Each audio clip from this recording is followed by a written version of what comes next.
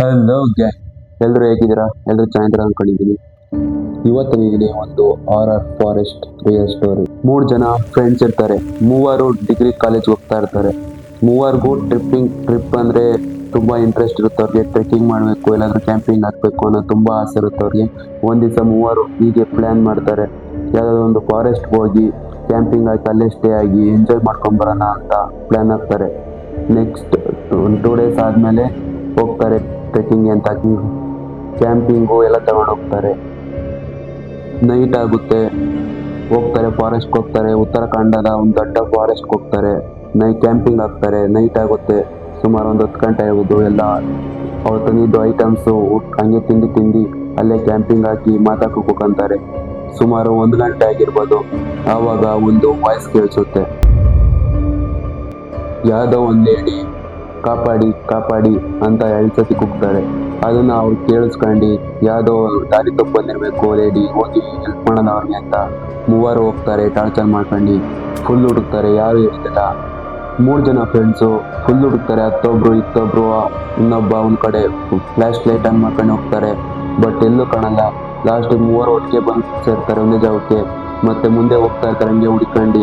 ಹಾಗೆ ಮೂವರು ಹುಡ್ಕಂತ ಹೋಗ್ತಾರೆ. ಯಾವ್ದು ವಾಯ್ಸ್ ಬಂದು ದಿಕ್ಕಿ ಕಡೆ ಹೋಗ್ತಾ ಇರ್ತಾರೆ. ಅಲ್ಲೊಂದು ಮರ ಇರುತ್ತೆ. ಆ ಮರ ಫುಲ್ ಹಳೇದಾಗಿರುತ್ತೆ. ಆ ಮರದ ಮೇಲೆ ವಿಚಿತ್ರ ಏನೋ ಕೆತ್ತಿರ್ತಾರೆ. ಅದು ಅವ್ರಿಗೆ ಅರ್ಥ ಆಗ್ತಿರಲ್ಲ. ಆಗ ಅವರ ಹಿಂದೆ ಅದೇ ಧ್ವನಿ ಕೇಳುತ್ತೆ, ನನ್ನನ್ನು ಹುಡುಕ್ತಿದ್ದೀರಾ ಅಂತ. ಅವ್ರು ಮೂವರು ಶಾಕ್ ಆಗಿ ಹಿಂದೆ ತಿರುಗಿ ನೋಡ್ತಾರೆ, ಬಟ್ ಯಾರು ಇರಲ್ಲ. ಅವರು ಫುಲ್ಲು ಭಯ ಪಡ್ಕೊಂಡು ಕ್ಯಾಂಪ್ ಕಡೆ ಹೋಗ್ತಾರೆ. ಹೋಗಿ ಹೊರಗಡೆನೆ ಕೂಕಂತಾರೆ, ಆಚೆಗೆ ಬರೋದಿಲ್ಲ. ಅವತ್ತು ಫುಲ್ ಭಯ ಪಟ್ಟಿರ್ತಾರೆ ಅವರು.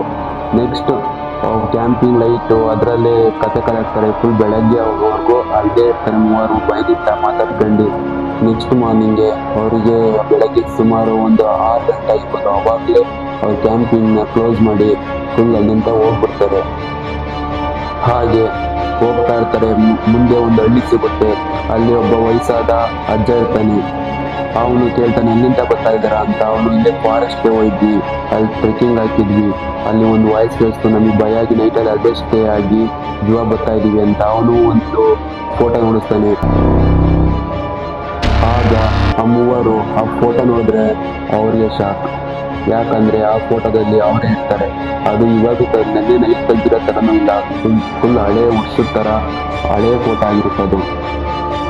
1971ರಲ್ಲಿ ಇದೇ ಕಾಡಿನಲ್ಲಿ 3 ಹುಡುಗರು ಕಾಣೆಯಾಗಿರ್ತಾರೆ. ಅವರ ಬಾಡಿ ಕೂಡ ಸಿಕ್ಕಿರಲ್ಲ ಅವ್ರಿಗೆ. ಅದನ್ನ ಅವ್ರು ಕೇಳಿ ನಾವು ತಮಾಷೆ ತಗೊಂತಾರೆ. ಅಷ್ಟು ಭಯ ಆಗ್ತಿದ್ರು ಅದನ್ನು ತಮಾಷೆ ತಗೊಂತಾರೆ. ಇದು ಯಾವುದೋ ಪೊಲೀಸ್ ಇರ್ಬೋದು ಅಂತ ಸಿಂತಾಗ್ತಾರೆ. ಆದರೆ ಅವರು ಆ ರಾತ್ರಿ ತೆಗೆದ ಫೋಟೋಸ್ನ ಮುಟ್ಟಿ ಚೆಕ್ ಮಾಡ್ತಾರೆ. ಆ ಫೋಟೋದಲ್ಲಿ 4 ಜನ ಕಾಣಿಸ್ತಿದ್ರು. 3 ಒಬ್ರು ಇದ್ದಗಡೆ ಒಂದು ಲೇಡಿ ಇದ್ರು. ಬಟ್ ಅವ್ರ ಮುಖ ಕ್ಲಿಯರ್ ಕಾಣಿಸ್ತಿರಲ್ಲ. ಆದರೆ ಆ ಲೇಡಿ ಕೈಯಲ್ಲಿ ಒಂದು ಹಳೆಯ ಫೋಟೋ ಇರುತ್ತೆ. ಆ ಅಜ್ಜ ಯಾವ್ದು ನೋಡ್ತಿದ್ನೋ 1971ರಲ್ಲಿ ಅದೇ ಫೋಟೋ ಇರುತ್ತೆ.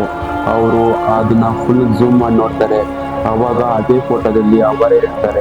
1971ರಲ್ಲಿ ಕಾಣೆಯಾದ 3 ಜನ ಹುಡುಗರು ಅದೇ ಫೋಟೋದಲ್ಲಿ ಸೇಮ್ ಅದೇ ಇರ್ತಾರೆ. ಬಟ್ ಅವ್ರ ಥರ ಕಾಣ್ತಿರಲ್ಲ. ಅದೇ ಡ್ರೆಸ್ಸು, ಅದೇ ಬಟ್ಟೆ, ಹಾಗೆ ಇರ್ತಾರೆ. ಆ ಕ್ಷಣದಲ್ಲಿ ಅವರಿಗೆ ಒಂದು ಭಯಾನಕ ಸತ್ಯ ಅರ್ಥ ಆಯ್ತು. ಅವರು ಆ ಕಾಡಿನಲ್ಲಿ 1 ದಿವಸ ಅಷ್ಟೇ ಆಗಿರಲ್ಲ. ಅವರು ಹೇಗೋ 40 ವರ್ಷಗಳಿಂದ ಆ ಘಟನೆಯಲ್ಲಿ ಸಿಲುಕಿಕೊಂಡಿದ್ರು. ಬಟ್ ನಿಮ್ಗೆ ಖುಷಿರೋದು, ಆ ಹೆಣ್ಣು ಅವ್ರನ್ನ ಸಹಾಯ ಕೇಳ್ತಿರಲ್ಲ. ಅವಳು ಅವ್ರಿಗೆ ಸಹಾಯ ಮಾಡ್ತಿದ್ಲು. ಆ ಧ್ವನಿ ಅವ್ರಿಗೆ ಹಿಂದೆ ಹೋಗ್ಬೇಡಿ ಅಂತ ಹೇಳ್ತಾ ಇರುತ್ತೆ.